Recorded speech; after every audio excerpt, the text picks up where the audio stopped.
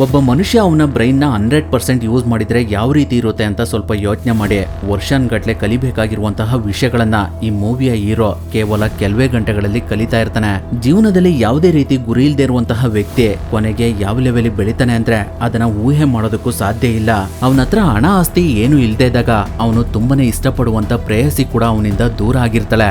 ಆದ್ರೆ ಒಂದು ದಿನ ಅವನ ಜೀವನದಲ್ಲಿ ಮಿರಾಕಲೇ ನಡೆದೋಗ್ಬಿಡುತ್ತೆ. ಅವತ್ತಿಂದ ಅವನನ್ನ ಹಿಡಿಯೋದಕ್ಕೆ ಯಾರ ಕೈಯಿಂದನೂ ಸಾಧ್ಯ ಆಗೋದಿಲ್ಲ. ಆದ್ರೆ ಎಲ್ಲದಕ್ಕೂ ಒಂದು ಅಂತ್ಯ ಅಂತ ಇರುತ್ತೆ. ಯಾರ್ಯಾರು ಶಾರ್ಟ್ ಕಟ್ ನಲ್ಲಿ ಶ್ರೀಮಂತರಾಗಬೇಕು ಅಂತ ಅನ್ಕೊಳ್ತಾರೋ ಅವರ ಪರಿಸ್ಥಿತಿ ಕೊನೆಗೆ ಏನಾಗುತ್ತೆ ಅನ್ನೋದನ್ನ ಈ ಮೂವಿನಲ್ಲಿ ತುಂಬಾನೇ ಚೆನ್ನಾಗಿ ತೋರಿಸಿದ್ದಾರೆ. ಅಂದಾಗೆ ನಾವಿವಾಗ ನೋಡ್ತಿರುವಂತ ಮೂವಿ ಲಿಮಿಟ್ಲೆಸ್ ಅಂತ. ಖಂಡಿತವಾಗ್ಲೂ ಈ ಮೂವಿ ನಿಮ್ಗೆ ಒಂದೊಳ್ಳೆ ಥ್ರಿಲ್ಲಿಂಗ್ ಕೊಡೋದ್ರಲ್ಲಿ ಡೌಟೇ ಇಲ್ಲ. ಅದರಿಂದ ಇನ್ನ ಜಾಸ್ತಿ ಟೈಮ್ ವೇಸ್ಟ್ ಮಾಡದೆ ಈ ಮೂವಿ ಸ್ಟೋರಿ ಒಳಗಡೆ ಎಂಟ್ರಿ ಆಗೋಣ.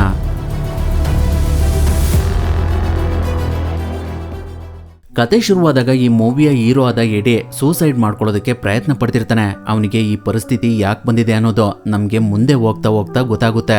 ಈಗಿರ್ಬೇಕಾದ್ರೆ ಮೂವಿ ಮೊದ್ಲಿನ ಸೀನ್ಗೆ ಶಿಫ್ಟ್ ಆಗುತ್ತೆ. ಆ ಸಮಯದಲ್ಲಿ ಎಡಿ ಹೇಗಿದ್ದ ಅಂದ್ರೆ ಅವನಿಗೆ ಜವಾಬ್ದಾರಿನೇ ಆಗ್ಲಿ ಯಾವುದೇ ರೀತಿ ಗುರಿನೇ ಆಗ್ಲಿ ಇರ್ಲಿಲ್ಲ.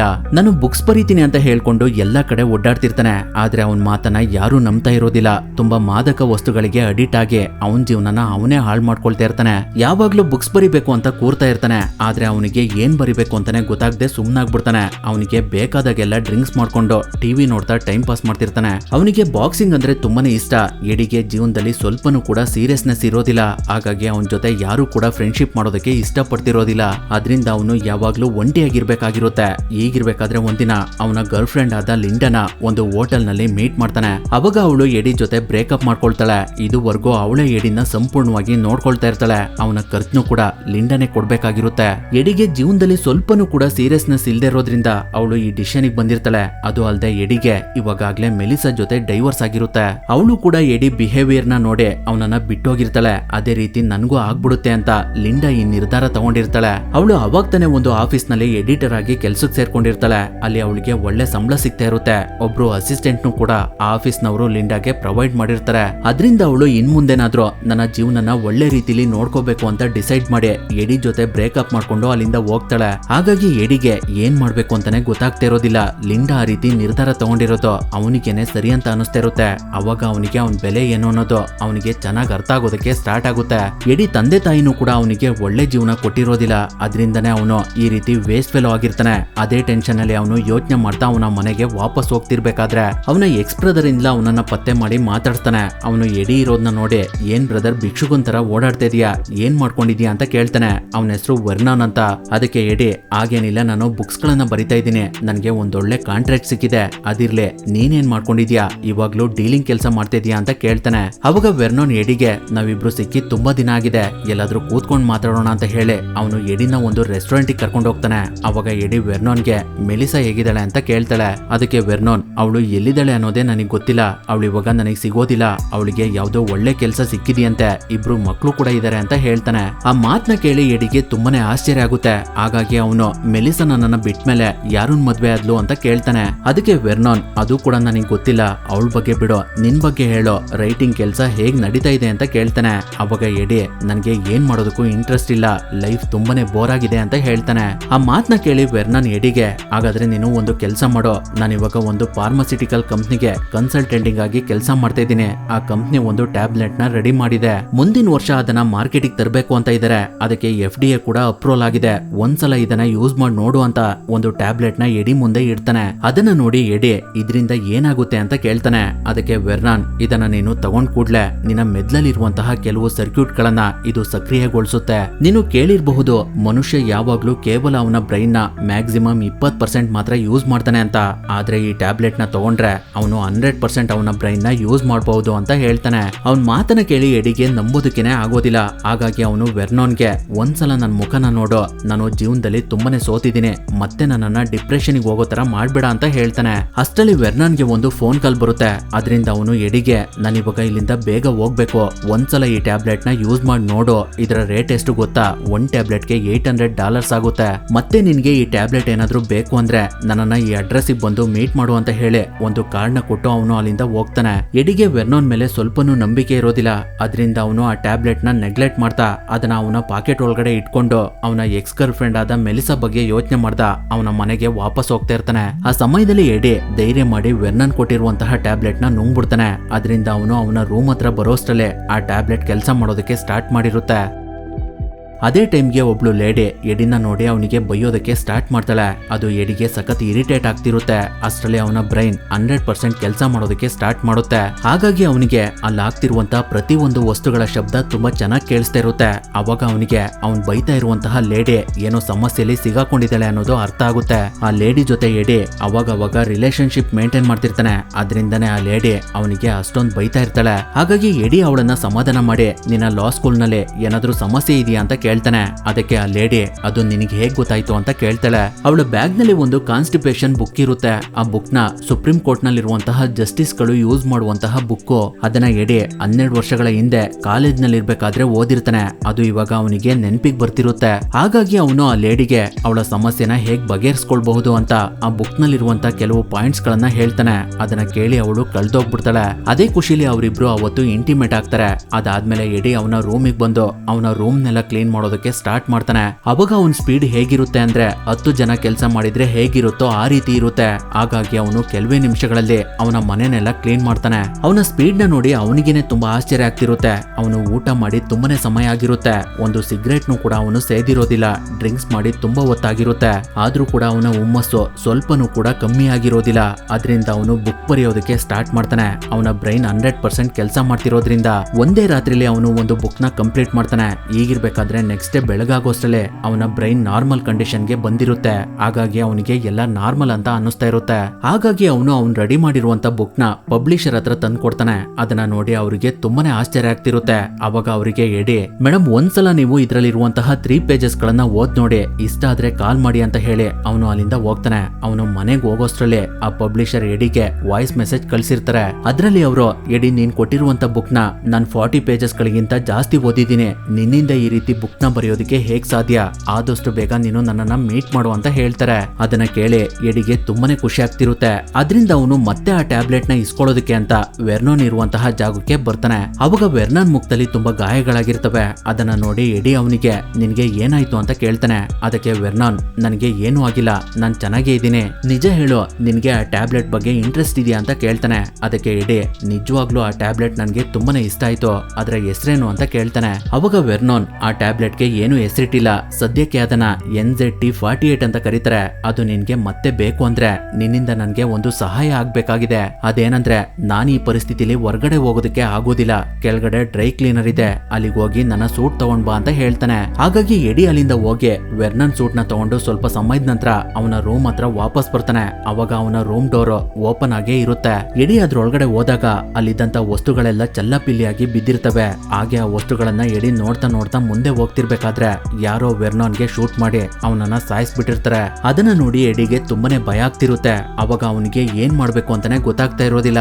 ಅದರಿಂದ ಅವನು ಇಮಿಡಿಯೇಟ್ ಆಗಿ ಪೊಲೀಸಿಗೆ ಕಾಲ್ ಮಾಡಿ ಅವರಿಗೆ ವೆರ್ನಾನ್ ಮರ್ಡರ್ ಆಗಿರುವಂತ ವಿಷಯನ ತಿಳಿಸ್ತಾನೆ. ನಂತರ ಅವನು ಅವನ ಕೈಗೆ ಗ್ಲೌಸ್ ಹಾಕೊಂಡು ಅವನಿಗೆ ಬೇಕಾಗಿರುವಂತ ಟ್ಯಾಬ್ಲೆಟ್ಸ್ ಗಳನ್ನ ಹುಡ್ಕೋದಕ್ಕೆ ಸ್ಟಾರ್ಟ್ ಮಾಡ್ತಾನೆ. ಆದ್ರೆ ಅವನು ಎಷ್ಟೇ ಹುಡುಕಿದ್ರು ಅವನಿಗೆ ಆ ಟ್ಯಾಬ್ಲೆಟ್ಸ್ ಗಳು ಸಿಗ್ತಾ ಇರೋದಿಲ್ಲ.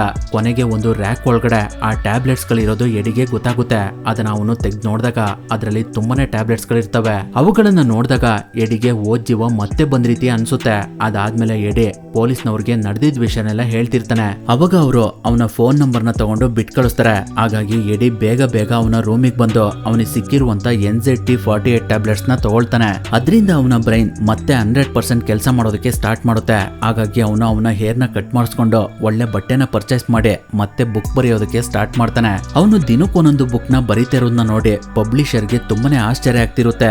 ಎಡಿ ಆ ಟ್ಯಾಬ್ಲೆಟ್ ನ ಸಹಾಯದಿಂದ ಕೇವಲ 3 ದಿನದಲ್ಲಿ ಪಿಯೋನ ಕಲಿತಾನೆ. ಕೆಲವೇ ದಿನಗಳಲ್ಲಿ ಅವನಿಗೆ ಬೇಕಾಗಿರುವಂತ ಭಾಷೆಗಳನ್ನೆಲ್ಲ ಕಲಿತಾ ಇರ್ತಾನೆ. ಅವನ್ ಸ್ಪಿರಿಟ್ ನ ನೋಡಿ ಹುಡುಗಿರೆಲ್ಲ ಅವನಿಗೆ ಫಿದಾ ಆಗ್ತಿರ್ತಾರೆ. ಅವ್ನಿಗೆ ಏನ್ ನೋಡಿದ್ರು ಏನ್ ಓದಿದ್ರು ಅವನ್ ಬ್ರೈನ್ ನಲ್ಲಿ ಹಾಗೆ ಉಳಿತಾ ಇರುತ್ತೆ.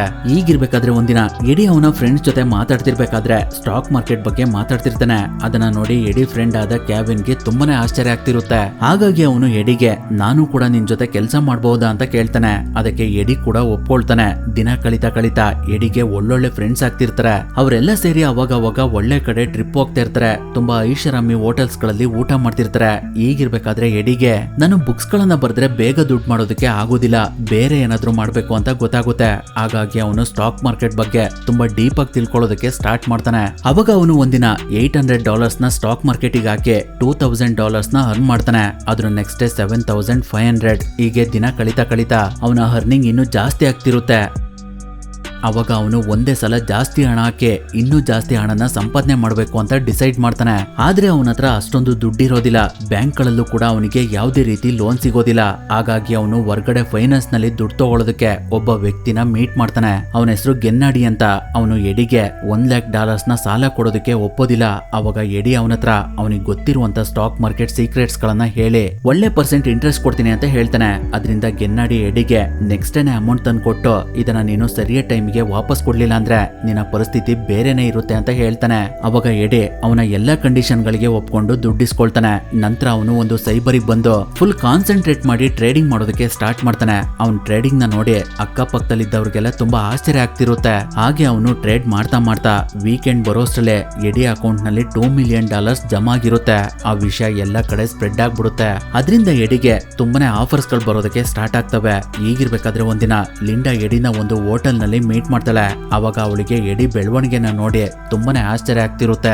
ಅದು ಅಲ್ಲದೆ ಅವನು ವೇಟರ್ ಹತ್ರ ಬೇರೆ ಭಾಷೆಗಳಲ್ಲಿ ಮಾತಾಡ್ತಿರೋದನ್ನ ನೋಡಿ ಅವಳು ಕಳ್ದೋಗ್ಬಿಡ್ತಾಳೆ. ಹಾಗಾಗಿ ಅವತ್ತಿಂದ ಮತ್ತೆ ಅವರ ರಿಲೇಶನ್ಶಿಪ್ ಕಂಟಿನ್ಯೂ ಆಗೋದಕ್ಕೆ ಸ್ಟಾರ್ಟ್ ಆಗುತ್ತೆ. ಹಾಗಾಗಿ ಮತ್ತೆ ಅವರಿಬ್ರು ಅವಾಗ ಸೇರೋದಕ್ಕೆ ಸ್ಟಾರ್ಟ್ ಮಾಡ್ತಾರೆ. ಆ ಟೈಮ್ ನಲ್ಲಿ ಪೇಪರ್ ನಲ್ಲಿ ಎಡಿ ನ್ಯೂಸೇ ಬರ್ತಿರುತ್ತೆ. ಅದನ್ನ ನೋಡಿ ಲಿಂಡಾಗೆ ತುಂಬಾನೇ ಖುಷಿ ಆಗ್ತಿರುತ್ತೆ. ಅದೇ ಸಮಯದಲ್ಲಿ ಅವರನ್ನ ಯಾರೋ ಅಬ್ಸರ್ವ್ ಮಾಡ್ತಿರ್ತಾರೆ. ಅದನ್ನ ನೋಡಿ ಎಡಿ ಇಮಿಡಿಯೇಟ್ ಆಗಿ ಲಿಂಡಾನ ಕರ್ಕೊಂಡು ಅಲ್ಲಿಂದ ಹೋಗ್ಬಿಡ್ತಾನೆ. ಈಗಿರ್ಬೇಕಾದ್ರೆ ನೆಕ್ಸ್ಟ್ ಕೆವಿನ್ ಎಡಿನ ಅವನ ಬಾಸಿಗೆ ಮೀಟ್ ಮಾಡ್ಸೋದಕ್ಕೆ ಅಂತ ಕರ್ಸಿರ್ತಾನೆ.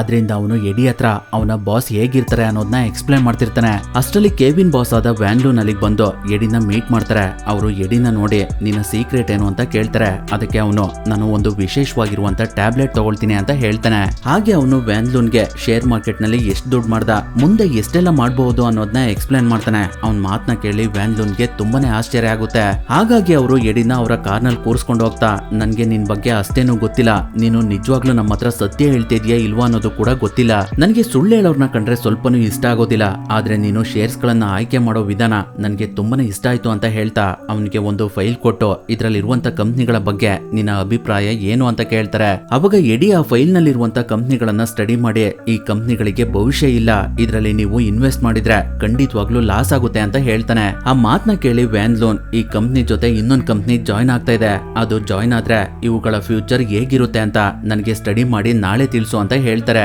ಅದಕ್ಕೆ ಎಡಿ ಕೂಡ ಒಪ್ಕೊಳ್ತಾನೆ. ಅದಾದ್ಮೇಲೆ ಎಡಿ ಯೋಚನೆ ಮಾಡ್ಕೊಂಡು ಎಲ್ಲಿಗೋ ಹೋಗ್ತಾ ಇರ್ತಾನೆ. ಅಷ್ಟೊತ್ತಿಗಾಗ್ಲೇ ಅವನಿಗೆ ಅವ್ನು ತಗೊಳ್ತಿರುವಂತ ಟ್ಯಾಬ್ಲೆಟ್ಸ್ ಗಳಿಂದ ಸೈಡ್ ಎಫೆಕ್ಟ್ ಆಗೋದಕ್ಕೆ ಸ್ಟಾರ್ಟ್ ಆಗಿರುತ್ತೆ. ಅದರಿಂದ ಅವನಿಗೆ ಅವನು ಎಲ್ಲಿ ಹೋಗ್ತಾ ಇದ್ದಾನೆ ಅನ್ನೋದೇ ಗೊತ್ತಾಗ್ತಾ ಇರೋದಿಲ್ಲ. ಅವನ ಮೈಂಡ್ ತುಂಬಾ ಸ್ಪೀಡ್ ಆಗಿ ಕೆಲಸ ಮಾಡ್ತಿರೋದ್ರಿಂದ ಸಮಯ ಹೇಗ್ ಹೋಗ್ತಿದೆ ಅನ್ನೋದೇ ಅವನಿಗೆ ಅರಿವಿರೋದಿಲ್ಲ. ಅವನು ಎಲ್ಲಿದ್ದಾನೆ ಅಟ್ ಪ್ರೆಸೆಂಟ್ ಏನ್ ಮಾಡ್ತಿದ್ದಾನೆ ಅನ್ನೋದೆಲ್ಲ ಕನ್ಫ್ಯೂಸ್ ಆಗ್ತಾ ಇರುತ್ತೆ. ಈಗಿರ್ಬೇಕಾದ್ರೆ ಅವತ್ ರಾತ್ರಿ ಅವನು ಒಬ್ಳು ಲೇಡಿ ಜೊತೆ ಇಂಟಿಮೇಟ್ ಆಗ್ತಾನೆ. ಅದಾದ್ಮೇಲೆ ಅದು ಕೂಡ ಅವನಿಗೆ ಸರಿಯಾಗಿ ನೆನಪಾಗ್ತಿರೋದಿಲ್ಲ. ನಂತರ ಅವನು ವಾಪಸ್ ಮನೆಗೆ ಹೋಗ್ತಿರ್ಬೇಕಾದ್ರೆ ಯಾರು ಅವನ ಮೇಲೆ ಅಟ್ಯಾಕ್ ಮಾಡ್ತಾರೆ. ಅವ್ರುಗಳು ಕೂಡ ಯಾರು ಅನ್ನೋದು ಅವನಿಗೆ ಸರಿಯಾಗಿ ಗೊತ್ತಾಗ್ತಾ ಇರೋದಿಲ್ಲ. ಅದರಿಂದ ಎಡಿ ಅವ್ನ್ ಟಿವಿಲ್ ನೋಡಿದಂತಹ ಫೈಟ್ಸ್ ಗಳನ್ನ ನೆನ್ಪು ಮಾಡ್ಕೊಂಡು ಅದೇ ರೀತಿ ಅವನ ಮೇಲೆ ಅಟ್ಯಾಕ್ ಮಾಡಿದವ್ರಿಗೆ ಹೊಡೆಯೋದಕ್ಕೆ ಸ್ಟಾರ್ಟ್ ಮಾಡ್ತಾನೆ. ಅದಾದ್ಮೇಲೆ ಅವನು ಇದ್ದಕ್ಕಿದ್ದಾಗೆ ಒಂದು ಬ್ರಿಡ್ಜ್ ಮೇಲ್ಗಡೆ ಬಂದು ನಿಂತಿರ್ತಾನೆ. ಅವನು ಅಲ್ಲಿಗೆ ಹೇಗ್ ಬಂದ ಅನ್ನೋದು ಅವನಿಗೇನೆ ಗೊತ್ತಿರೋದಿಲ್ಲ. ಅವನ್ ಮನೆ ಬಿಟ್ಟು 18 ಅವರ್ಸ್ ಆಗಿರುತ್ತೆ. ಆ ಸಮಯದಲ್ಲಿ ಅವನು ಎಲ್ಲಿದ್ದ ಏನ್ ಮಾಡ್ತಾ ಇದ್ದ ಅನ್ನೋದು ಅವನಿಗೇನೆ ಸರಿಯಾಗಿ ನೆನಪಾಗ್ತಿರೋದಿಲ್ಲ. ಫೈಟ್ ಮಾಡಿರೋದ್ರಿಂದ ಅವನ ಕಾಲಿಗೆ ತುಂಬಾನೇ ಏಟಾಗಿರುತ್ತೆ. ಆದ್ರೂ ಹೇಗೋ ಮಾಡಿ ಅವನು ವಾಪಸ್ ಅವನ ರೂಮಿಗೆ ಬಂದು ತಲುಪ್ತಾನೆ.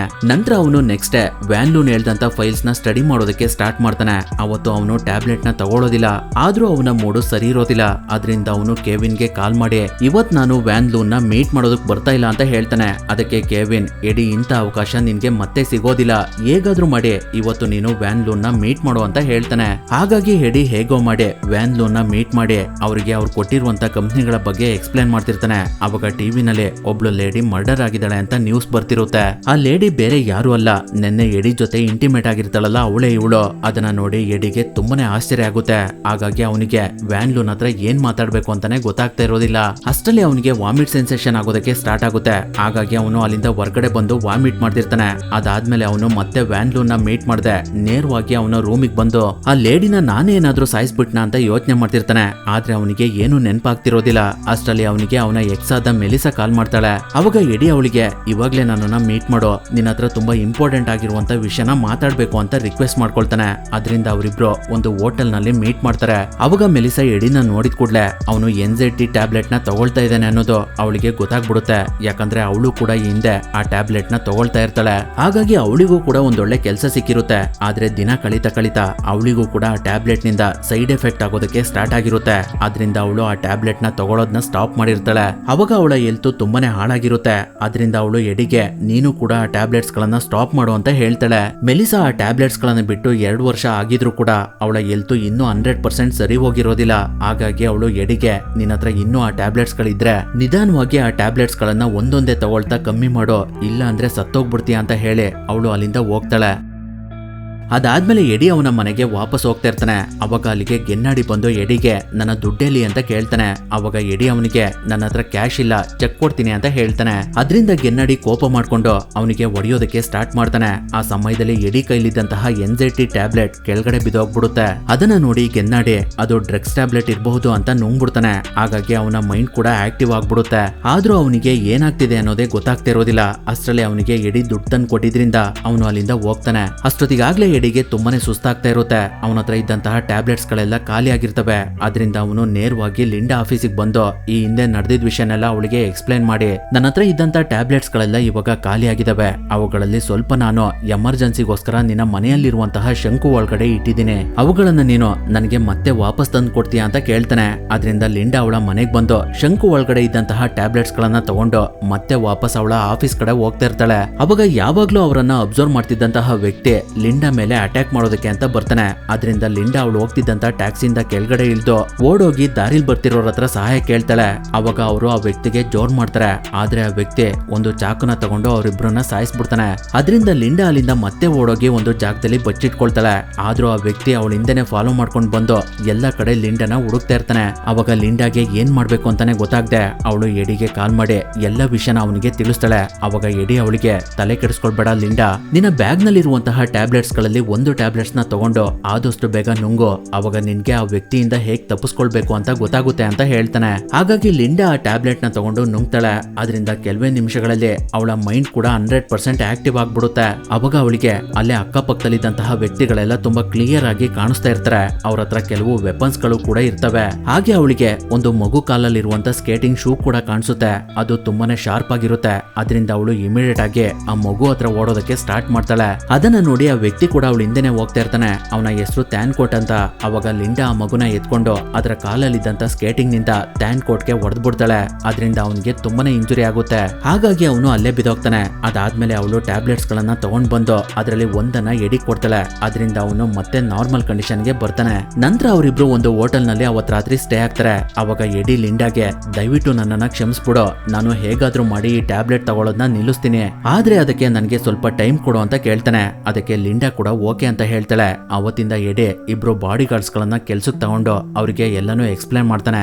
ನಂತರ ಅವನು ವ್ಯಾನ್ಲೂನ್ ಹತ್ರ ಹೋಗಿ ಅವತ್ತು ನನ್ನ ಆರೋಗ್ಯ ಸರಿ ಇರ್ಲಿಲ್ಲ, ಅದರಿಂದ ಅವತ್ತು ನಿಮ್ಮ ಹತ್ರ ನನಗೆ ಸರಿಯಾಗಿ ಮಾತಾಡೋದಕ್ಕಾಗ್ಲಿಲ್ಲ ಅಂತ ಹೇಳಿ ಅವ್ರು ಕೊಟ್ಟಿರುವಂತ ಕಂಪ್ನಿಗಳ ಬಗ್ಗೆ ಎಲ್ಲರ ಮುಂದೆ ತುಂಬಾ ನೀಟ್ ಆಗಿ ಎಕ್ಸ್ಪ್ಲೈನ್ ಮಾಡ್ತಾನೆ. ಅವನ ಎಕ್ಸ್ಪ್ಲೈನ್ ವ್ಯಾನ್ಲೂನ್ಗೆ ತುಂಬಾನೇ ಇಷ್ಟ ಆಗುತ್ತೆ. ಅದಾದ್ಮೇಲೆ ಎಡೆ ಅವ್ನ್ ತಗೊಳ್ತಿದ್ದಂತ ಟ್ಯಾಬ್ಲೆಟ್ ನ ಒಂದೊಂದಾಗಿ ಕಮ್ಮಿ ಮಾಡ್ತಿರ್ತಾನೆ. ಡ್ರಿಂಕ್ಸ್ ಮಾಡೋದನ್ನ ಬಿಟ್ಟೇ ಬಿಡ್ತಾನೆ. ಅವ್ನು ಹಾಕೊಳ್ತಿದ್ದಂತ ಸೂಟ್ ನಲ್ಲಿ ಒಂದು ಪರ್ಸನಲ್ ಪಾಕೆಟ್ ನ ರೆಡಿ ಮಾಡ್ಕೊಂಡು ಯಾವಾಗ್ಲೂ NZD ಟ್ಯಾಬ್ಲೆಟ್ ನ ಅದ್ರೊಳಗಡೆ ಇಟ್ಕೊಳ್ತಾ ಇರ್ತಾನೆ. ಹಾಗೆ ಎಡಿ ಒಬ್ರು ಸೈಂಟಿಸ್ಟ್ ನ ಭೇಟಿ ಮಾಡಿ ಅವರಿಗೆ ಅವನ ಹತ್ರ ಇರುವಂತ ಟ್ಯಾಬ್ಲೆಟ್ ನ ಕೊಟ್ಟು ಇದೇ ರೀತಿ ಟ್ಯಾಬ್ಲೆಟ್ ನ ನೀವು ನನಗೆ 6 ತಿಂಗಳಲ್ಲಿ ರೆಡಿ ಮಾಡ್ಕೊಟ್ರೆ ನೀವು ಕೇಳ್ದಷ್ಟು ಹಣನ ಕೊಡ್ತೀನಿ ಅಂತ ಹೇಳ್ತಾನೆ. ಅದಕ್ಕೆ ಆ ಸೈಂಟಿಸ್ಟ್ ಕೂಡ ಒಪ್ಕೊಳ್ತಾರೆ. ದಿನ ಕಳಿತಾ ಎಡಿ ವ್ಯಾನ್ಲೂನ್ಗೆ ತುಂಬಾ ಹತ್ರ ಆಗ್ತಾ ಹೋಗ್ತಾನೆ. ಅವ್ನ್ ತಗೊಳ್ತಿರುವಂತ ಟ್ಯಾಬ್ಲೆಟ್ ನ ಲಿಮಿಟ್ ಆಗಿ ಓವರ್ ಡೋಸ್ ಆಗದೆ ಇರೋ ತರ ಮೇಂಟೈನ್ ಮಾಡ್ತಿರ್ತಾನೆ. ಅದರಿಂದ ಅವನಿಗೆ ಏನು ಸಮಸ್ಯೆ ಆಗ್ತಿರೋದಿಲ್ಲ.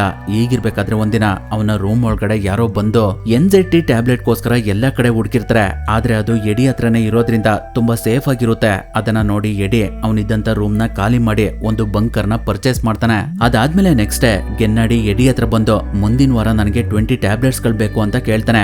ಆದ್ರೆ ಅದಕ್ಕೆ ಎಡಿ ಒಪ್ಪೋದಿಲ್ಲ. ನಿನ್ ದುಡ್ಡು ಕೊಟ್ಟಾಗಿದೆ, ಇನ್ಮೇಲೆ ನನ್ಗೂ ನಿನ್ಗೂ ಏನು ಸಂಬಂಧ ಇಲ್ಲ ಅಂತ ಹೇಳ್ತಾನೆ. ಅವಾಗ ಗೆನ್ನಾಡಿ ಮುಂದಿನ ವಾರ ನೀನು ಆ ಟ್ಯಾಬ್ಲೆಟ್ ನ ಕೊಡ್ಲಿಲ್ಲ ಅಂದ್ರೆ ನಿನ್ ಕತೆ ಏನಾಗುತ್ತೆ ನೋಡ್ತಾ ಇರು ಅಂತ ಹೇಳಿ ಅವನು ಅಲ್ಲಿಂದ ಹೋಗ್ತಾನೆ. ಅದಕ್ಕೆ ಎಡಿ ತಲೆನೇ ಕೆಡಿಸ್ಕೊಳ್ಳೋದಿಲ್ಲ. ಈಗಿರ್ಬೇಕಾದ್ರೆ ನೆಕ್ಸ್ಟ್ ಡೇ ಮಿಸ್ಟರ್ ಹ್ಯಾಡ್ವುಡ್ ಅವರ ಅಗ್ರಿಮೆಂಟ್ಗೆ ಸೈನ್ ಮಾಡ್ಬೇಕಾಗಿರುತ್ತೆ. ಹಾಗಾಗಿ ಎಲ್ರು ಅವರಿಗೋಸ್ಕರ ಕಾಯ್ತಾ ಇರ್ತಾರೆ. ಆದ್ರೆ ಅವತ್ತು ಅವರಿಗೆ ಬರೋದಕ್ಕಾಗೋದಿಲ್ಲ. ಅದರಿಂದ ಅವರ ವೈಫ್ ಒಂದು ಎಡಿ ಮತ್ತೆ ವ್ಯಾನ್ಲೂನ್ಗೆ ನನ್ನ ಹಸ್ಬೆಂಡ್ ನ ಎಲ್ತು ಸರಿ ಇಲ್ಲ, ಹಾಗಾಗಿ ಈ ಅಗ್ರಿಮೆಂಟ್ ನ ಮುಂದೆ ಹಾಕಿ ಮತ್ತೆ ಈ ವಿಷಯನ ತುಂಬಾ ಸೀಕ್ರೆಟ್ ಆಗಿ ಇಡಿ ಅಂತ ಹೇಳಿ ಅವರು ಅವರ ಕಾರ್ ಹತ್ರ ಹೋಗ್ತಾ ಇರ್ತಾರೆ. ಅವರ ಕಾರ್ ಡ್ರೈವರ್ ಬೇರೆ ಯಾರು ಅಲ್ಲ, ಯಾವಾಗ್ಲೂ ಎಡಿನ ಫಾಲೋ ಮಾಡ್ತಾ ಇರ್ತಾನಲ್ಲ ಆ ವ್ಯಕ್ತಿನೇ. ಅವನನ್ನ ನೋಡಿದಾಗ ಎಡಿಗೆ ಮಿಸ್ಟರ್ ಹ್ಯಾಡ್ವುಡ್ ಕೂಡ ಎನ್ಸೈಟಿ ಟ್ಯಾಬ್ಲೆಟ್ ನ ತಗೊಳ್ತಾ ಇದ್ರು ಅನ್ನೋದು ಗೊತ್ತಾಗುತ್ತೆ. ಅವರೇ ಈ ವ್ಯಕ್ತಿನ ಎನ್ಸೈಟಿ ಟ್ಯಾಬ್ಲೆಟ್ ಗೋಸ್ಕರ ಅವ್ನ ಹಿಂದೆ ಬಿಟ್ಟಿದ್ದಾರೆ ಅನ್ನೋದು ಗೊತ್ತಾಗುತ್ತೆ. ಮಿಸ್ಟರ್ ಹ್ಯಾಡ್ವುಡ್ ಹತ್ರ ಆ ಟ್ಯಾಬ್ಲೆಟ್ಸ್ ಗಳು ಇಲ್ದೇ ಇರೋದ್ರಿಂದ ಅವರ ಹೆಲ್ತ್ ಕಂಡೀಷನ್ ಸರಿ ಇಲ್ಲ ಅನ್ನೋದು ಅವನಿಗೆ ಅರ್ಥ ಆಗುತ್ತೆ. ಈಗಿರ್ಬೇಕಾದ್ರೆ ಈ ಹಿಂದೆ ಒಬ್ಳು ಲೇಡಿ ಮರ್ಡರ್ ಆಗಿರ್ತಾಳಲ್ಲ, ಅವಳ ಕೇಸ್ ನ ಮೇಂಟೈನ್ ಮಾಡೋದಕ್ಕೆ ಎಡಿ ಒಬ್ರು ಲಾಯರ್ ನ ಇಟ್ಟಿರ್ತಾನೆ. ಅವರು ಆ ಕೇಸ್ ವಿಚಾರಕ್ಕೋಸ್ಕರ ಎಡಿನ ಒಂದಿನ ಪೊಲೀಸ್ ಸ್ಟೇಷನ್ ಕರೆಸ್ತಾರೆ.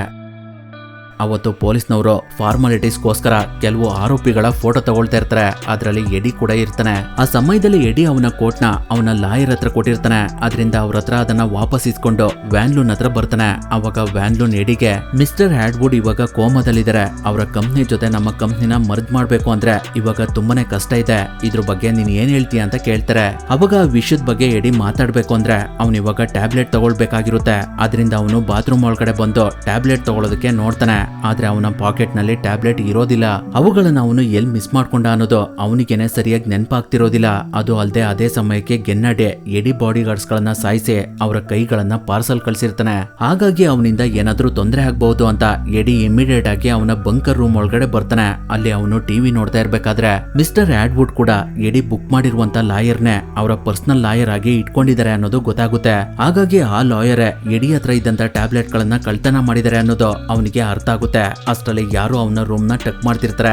ಅದು ಯಾರು ಅಂತ ನೋಡಿದ್ರೆ ಅದು ಬೇರೆ ಯಾರು ಅಲ್ಲ, ಗೆನ್ನಾಡಿ ಮತ್ತೆ ಅವನ ಬಾಡಿ ಗಾರ್ಡ್ಸ್ ಗಳು ಎಡಿ ಅವನಿಗೆ ಟ್ಯಾಬ್ಲೆಟ್ಸ್ ಗಳನ್ನ ಕೊಟ್ಟಿಲ್ದೇ ಇರೋದ್ರಿಂದ ಅವರು ಅವನ ಮೇಲೆ ಅಟ್ಯಾಕ್ ಮಾಡೋದಕ್ಕೆ ಅಂತ ಬಂದಿರ್ತಾರೆ. ಅದರಿಂದನೇ ಎಡಿ ಸೂಸೈಡ್ ಮಾಡ್ಕೊಳ್ಳೋದಕ್ಕೆ ಟ್ರೈ ಮಾಡ್ತಿರ್ತಾನೆ. ಆ ಸಮಯದಲ್ಲಿ ಅವನಿಗೆ ಈ ಹಿಂದೆ ಅವನು ಟ್ಯಾಬ್ಲೆಟ್ಸ್ ಗಳನ್ನ ಇಟ್ಟಿದ್ದಂತ ಬಾಕ್ಸ್ ನಲ್ಲಿ ಒಂದೇ ಒಂದು ಟ್ಯಾಬ್ಲೆಟ್ ಉಳಿದಿದೆ ಅನ್ನೋದು ಅವನಿಗೆ ನೆನಪಾಗುತ್ತೆ. ಹಾಗಾಗಿ ಅವನು ಆ ಟ್ಯಾಬ್ಲೆಟ್ ನ ತಗೊಳ್ಳೋದಕ್ಕೆ ಅಂತ ಹುಡುಕ್ತಾ ಇರ್ತಾನೆ. ಅಷ್ಟರಲ್ಲಿ ಗೆನ್ನಾಡಿ ಮತ್ತೆ ಅವನ ಬಾಡಿ ಗಾರ್ಡ್ಸ್ ಗಳು ರೂಮ್ ಡೋರ್ ನ ಒಡ್ಕೊಂಡ್ ಬಂದು ಎಡಿನ ಲಾಕ್ ಮಾಡ್ಬಿಡ್ತಾರೆ.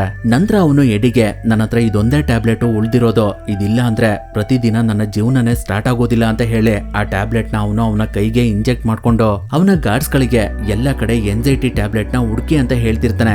ಅದರಿಂದ ಅವರು ಎಡಿ ರೂಮ್ ಒಳಗಡೆ ಎಲ್ಲ ಆ ಟ್ಯಾಬ್ಲೆಟ್ ನ ಹುಡುಕ್ತಾ ಇರ್ತಾರೆ. ಆ ಸಮಯದಲ್ಲಿ ಎಡಿ ಒಂದು ಚಾಕುನ ತಗೊಂಡು ಗೆನ್ನಾಡಿನ ಸಾಯಿಸಿ ಇಮಿಡಿಯೇಟ್ ಆಗಿ ಅಲ್ಲಿಂದ ಎಸ್ಕೇಪ್ ಆಗ್ತಾನೆ.